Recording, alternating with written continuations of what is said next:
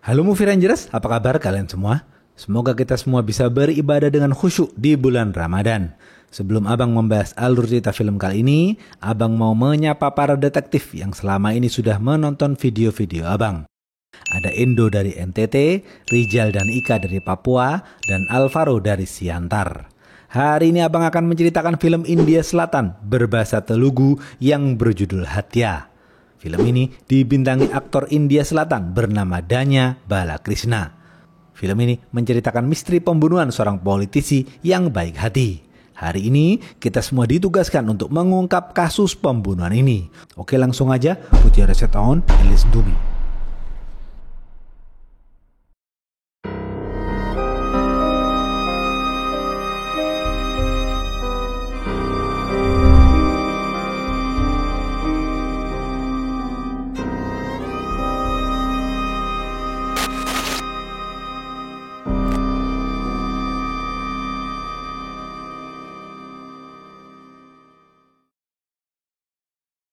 Pemeran film ini antara lain Sudha adalah polisi, Ram adalah rekan Sudha, Daya adalah ketua partai, Sahin adalah istri Daya.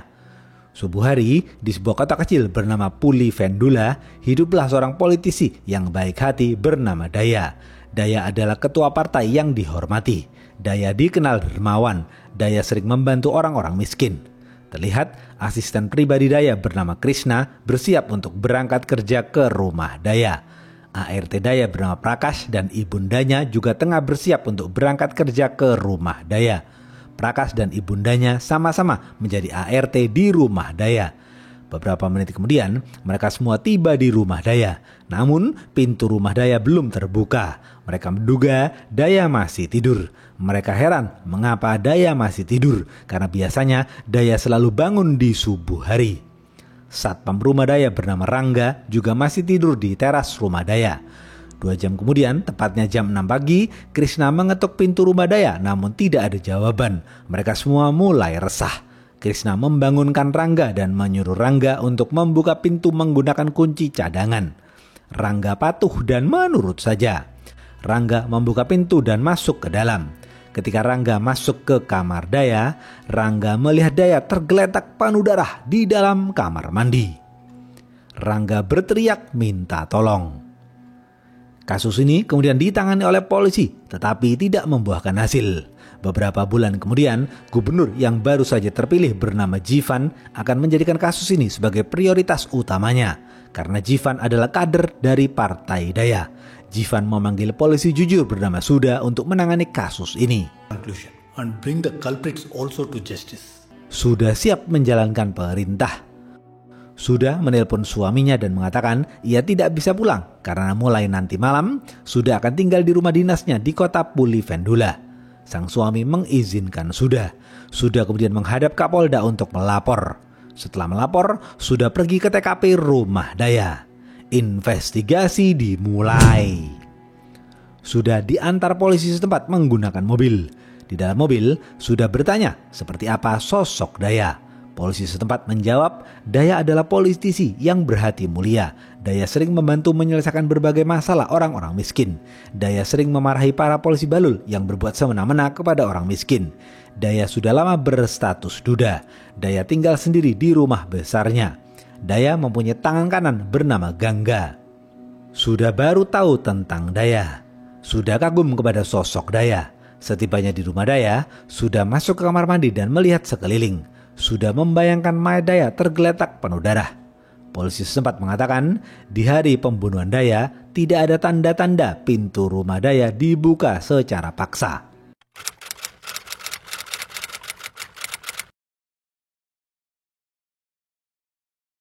Setelah itu, Sudah menginterogasi putri Daya satu-satunya bernama Anita dan suaminya. Anita mengatakan, pagi itu ia kaget mendapatkan kabar dari Krishna bahwa sang ayah tewas dibunuh. Anita dan suaminya langsung pergi ke rumah Daya. Setelah menginterogasi Anita dan suaminya, Sudah kembali pulang. Sudah menyayangkan di rumah Daya tidak terdapat CCTV. Besok pagi, Sudah menemui anggota timnya. Anggota tim Sudah itu dibentuk oleh Kapolda. Mereka adalah Dilip, Ram, Karim, dan Vijay. Sudah senang bisa bekerja sama lagi dengan Ram karena dahulu Suda dan Ram berhasil memecahkan satu kasus. Suda lalu duduk di meja dan mendiskusikan kasus pembunuhan Daya bersama anggota timnya. Sembari berdiskusi, mereka membaca berkas-berkas kasus pembunuhan Daya. Suda bertanya kepada anggota timnya apa saja yang dilakukan Daya satu hari sebelum pembunuhan terjadi. Mereka menjawab, satu hari sebelum Daya dibunuh, Daya melakukan aktivitas politiknya seperti biasa. Daya menemui calon anggota DPR dari partai lain. Daya meminta calon anggota DPR itu untuk bergabung bersama partainya. Calon anggota DPR itu dengan senang hati akan bergabung bersama partai Daya. Malam harinya, Daya kembali pulang. Pagi hari, tepat jam 6 pagi, Krishna menemukan Daya tewas di kamar mandi. Krishna kemudian menelpon Anita dan adik ipar Daya bernama Shiva. Di TKP, Krishna menemukan surat dan handphone Daya.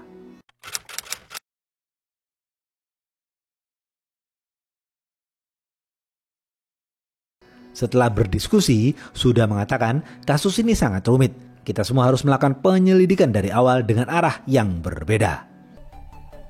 This case needs a redirection. Besok pagi, Suda dan anggota timnya menangkap beberapa preman untuk mencari informasi. Namun, para preman itu tidak tahu apa-apa mengenai pembunuhan Daya. Suda kemudian menginterogasi Krishna yang masih ditahan atas kasus ini. Krishna dituduh membunuh Daya. Suda juga menginterogasi penulis Daya bernama Rahmatullah. Suda meminta Krishna untuk menceritakan kembali apa yang terjadi di pagi itu. Krishna mengatakan, pagi itu setelah Krishna memberitahu Anita, orang-orang mulai berdatangan ke rumah Daya. Rahmatullah yang baru saja dari masjid langsung pergi ke rumah Daya. Rahmatullah kaget melihat Daya yang tergeletak penuh darah. Gangga dan para petinggi partai bernama Busan dan Pradip juga datang ke rumah Daya. Mereka semua panik dan ketakutan melihat mayat Daya. Gangga sedih melihat kematian Daya. Para petinggi partai bingung harus bagaimana.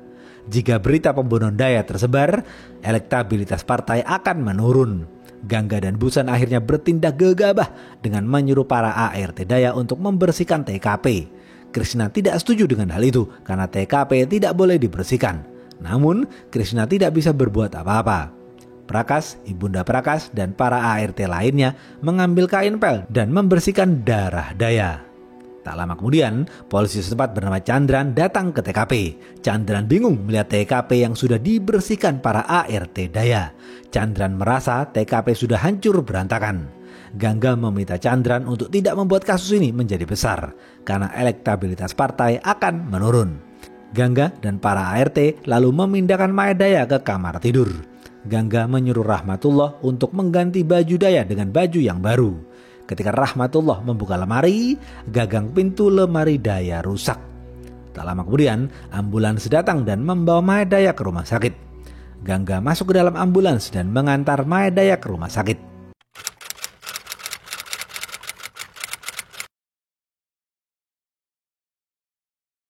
Setelah menginterogasi Krishna dan Rahmatullah, Suda menginterogasi Gangga. Sudah bertanya, mengapa Gangga menyuruh para ART Daya untuk membersihkan TKP.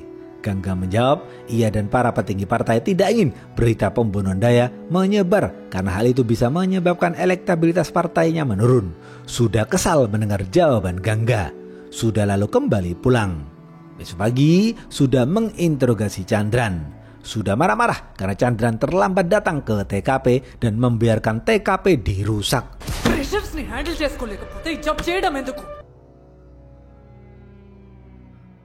Setelah menginterogasi Chandran, Sudah melihat surat yang ditemukan Krishna di TKP. Di surat itu tertulis, supirku bernama Prasad memukuliku hingga babak belur. Surat itu ditulis oleh Daya, namun Sudah tidak yakin akan kebenaran surat itu.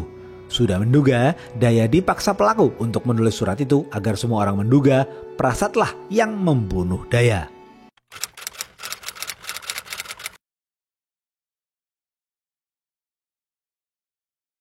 Sudah akan melakukan investigasi lebih dalam lagi. Sudah memerintahkan Ram untuk mencari tahu lebih dalam mengenai kehidupan politik Daya. Sudah memerintahkan Dilip untuk mencari tahu lebih dalam mengenai kehidupan pribadi Daya. Sudah memerintahkan Karim untuk mencari tahu lebih dalam mengenai keuangan Daya. Sudah memerintahkan Vijay untuk menelusuri CCTV di sekitar rumah Daya. Mereka berempat langsung menjalankan perintah. Ram, Dilip, Karim, dan Vijay melakukan tugas mereka masing-masing. Dilip menginterogasi beberapa orang terdekat Daya seperti supir baru Daya bernama Prasad, mantan supir Daya bernama Das, dan para ART Daya. Dilip juga menginterogasi Rangga. Namun, Dilip kesal kepada Rangga karena Rangga tidak bisa mendengar dengan jelas dan sedikit pikun. Rangga mengatakan malam itu Daya mengudut di teras rumahnya sebelum tidur. Ram mendapatkan informasi bahwa Daya dan Gangga pernah terlibat cekcok. Ram melaporkan hal itu kepada Sudha. Sudha dan Ram kemudian menginterogasi Pradip yang merupakan petinggi partai. Pradip tidak lain adalah sepupu Daya. Pradip mengatakan beberapa hari sebelum Daya dibunuh, Daya menampar Gangga di depan para kader lainnya. Daya marah karena Gangga menggunakan uang partai untuk kepentingan pribadi. Daya tidak suka melihat sikap Gangga yang korup. Setelah 3 hari melakukan pencarian, semua anggota tim berkumpul menghadap Sudha. Karim melaporkan hasil penemuannya kepada Sudha. Karim mengatakan selama beberapa bulan terakhir Daya terlilit hutang. Tetapi Daya memaksakan diri untuk melakukan pinjaman yang besar kepada bank untuk membeli sebidang tanah. Daya membeli tanah itu melalui seorang maklar bernama Anil. Sudha bingung mengapa Daya membeli tanah ketika keuangannya sedang sulit. Padahal Daya sudah memiliki banyak aset berupa tanah. Sudha lalu menginterogasi Anil. Anil membenarkan bahwa Daya membeli sebidang tanah di desa. Namun Anil tidak tahu untuk apa tanah itu. Sudha kemudian menemui Anita. Sudha bertanya apakah ada masalah dengan harta Daya. Anita menjawab tidak ada masalah. Sudha kembali ke kantor polisi. Vijay melapor kepada Sudha dan mengatakan ia tidak menemukan petunjuk yang berarti. Dilip juga melapor kepada Sudha. Dilip mengatakan dari handphone Daya terbukti Daya sering berkomunikasi dengan seorang wanita bernama Sahin. Di handphone Daya juga terdapat foto Daya bersama foto Sahin dan seorang anak kecil. Sudha lalu melihat foto mereka. Sudha yakin Sahin adalah istri Daya. Terlihat Sahin sedang melaksanakan ibadah sholat.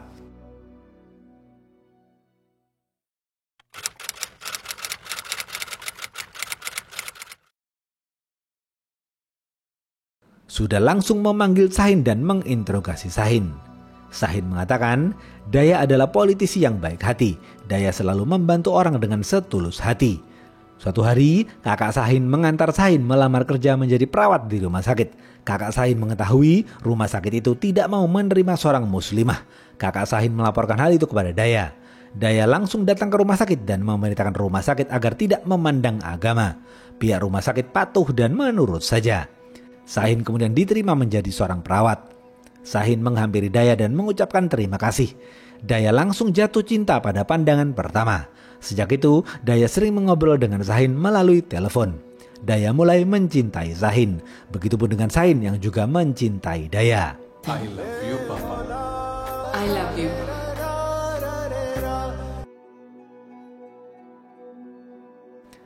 Tanpa menunggu waktu lama, Daya bertekad ingin menikahi Sahin.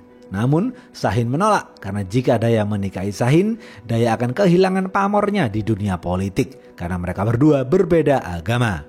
Daya tidak peduli dengan pamornya. Daya tetap ngotot akan menikahi Sahin karena Daya sangat mencintai Sahin. Akhirnya, mereka berdua menikah secara sah. Tetapi, pernikahan mereka tidak diketahui banyak orang. Hanya keluarga besar Sahin yang mengetahui pernikahan itu, sedangkan keluarga Daya tidak mengetahui pernikahan itu. Sebelum akad nikah, Daya login alias menjadi mu'alaf. Daya mengucapkan 2 kalimat syahadat dan resmi menjadi seorang muslim. Daya melakukan sholat bersama keluarga Sahin. Setelah itu, mereka berdua menikah dan resmi menjadi suami istri. Setelah menikah, Daya melakukan aktivitas politik seperti biasa. Sahin selalu menemani Daya kemanapun Daya pergi. Beberapa minggu kemudian, Daya berbicara baik-baik dengan keluarganya mengenai pernikahannya dengan Sahin. Semua keluarga Daya marah dan tidak mengakui pernikahan itu. Daya bingung harus bagaimana. Beberapa bulan kemudian, Sahin melahirkan seorang putra.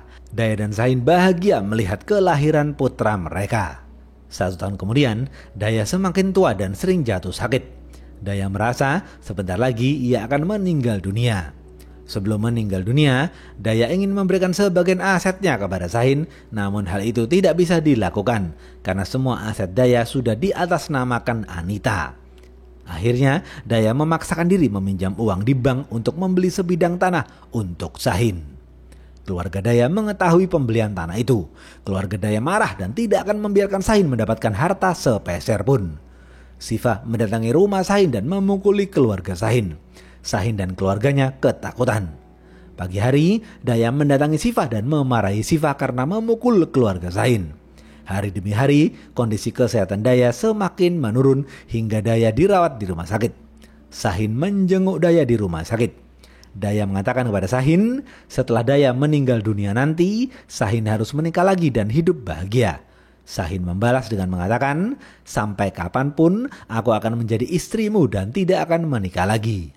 నేను మీ భార్యగానే ఉండిపోతాను. Daya semakin mencintai sang istri. Setelah menginterogasi Sahin, sudah mendiskusikan kasus ini dengan anggota timnya. Sudah menyimpulkan pembunuh Daya adalah orang dekat. Pembunuh Daya bisa berasal dari keluarga atau politik. Namun, sudah belum tahu siapa pembunuh Daya. Sudah curiga kepada Anita karena tidak memberitahu mengenai Sahin.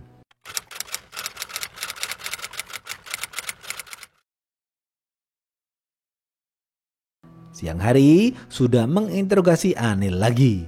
Sudah bertanya kepada Anil, berapa komisi yang didapat Anil sebagai makelar. Anil menjawab, komisi yang diberikan Daya tidak banyak. Sudah lalu kembali pulang. Di rumah dinasnya, sudah terus membaca berkas-berkas kasus pembunuhan Daya. Besok pagi, sudah berkumpul dengan anggota timnya dan mendiskusikan kasus ini. Sudah semakin yakin pembunuh Daya adalah orang dekat. Mereka bisa berasal dari lingkungan keluarga ataupun lingkungan politik. Untuk memastikan hal itu, sudah ingin tahu apa yang terjadi di malam sebelum pembunuhan terjadi. Sudah akan menginterogasi Rangga yang merupakan satpam di rumah Daya. Sudah akan melakukan tes poligraf kepada Rangga.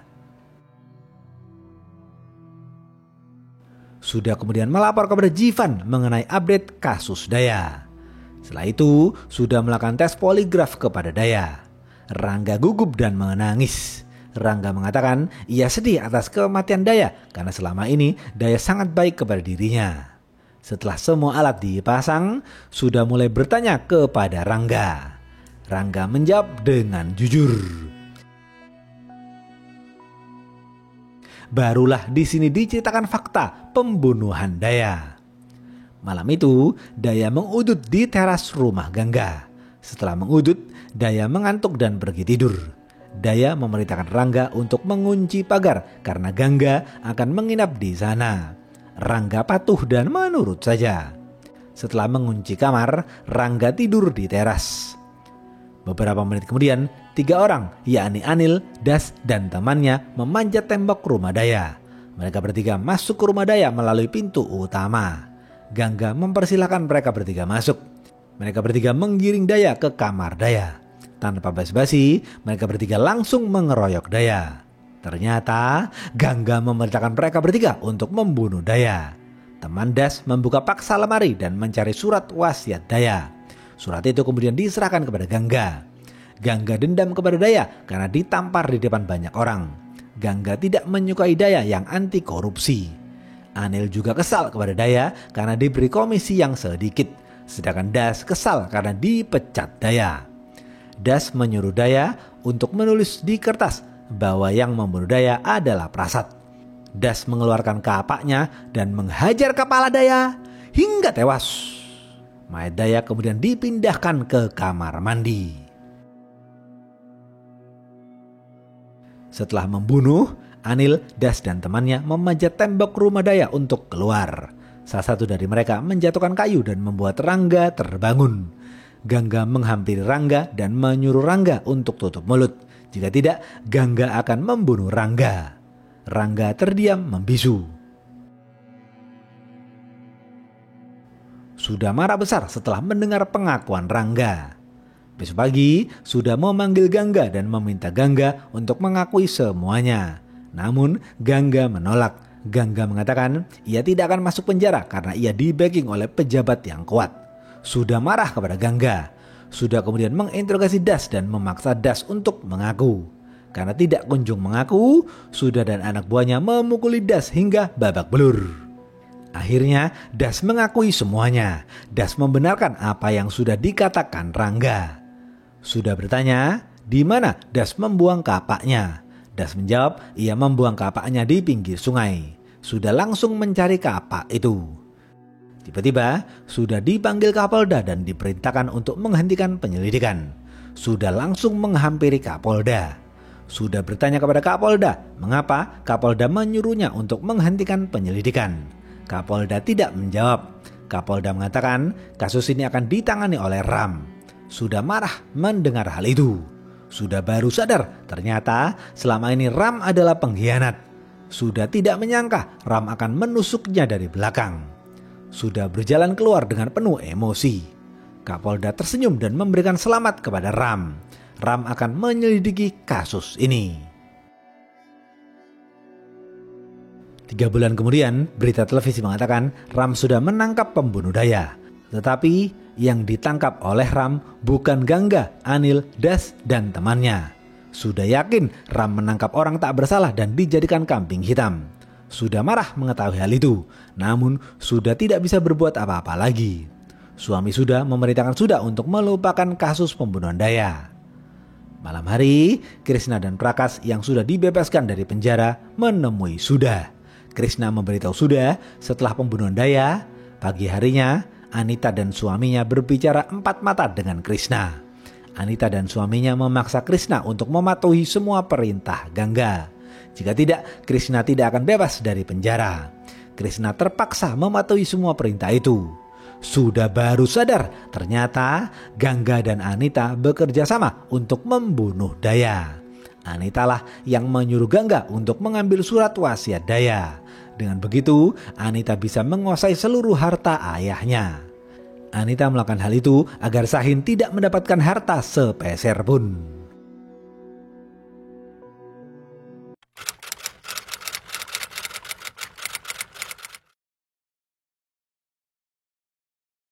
Besok pagi, Das melakukan aktivitasnya seperti biasa. Sekarang, Das menjadi tangan kanan Gangga. Das juga menjadi anggota partai. Das mengatur beberapa urusan partai. Sudah mengirim semua berkas penelusurannya mengenai kasus Daya kepada Jivan. Sudah juga mengirim surat kepada Jivan. I hope you will know it in your pursuit for truth, sir. Sudah meminta Jivan untuk menegakkan keadilan dalam kasus Daya. Karena pembunuh Daya adalah Anita, Gangga, Anil, Das, dan teman Das.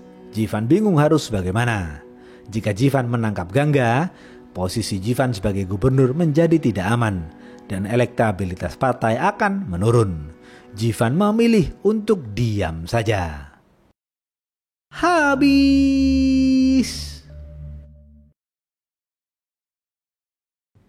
Oke, segitu aja video kali ini. Stay watching and see you.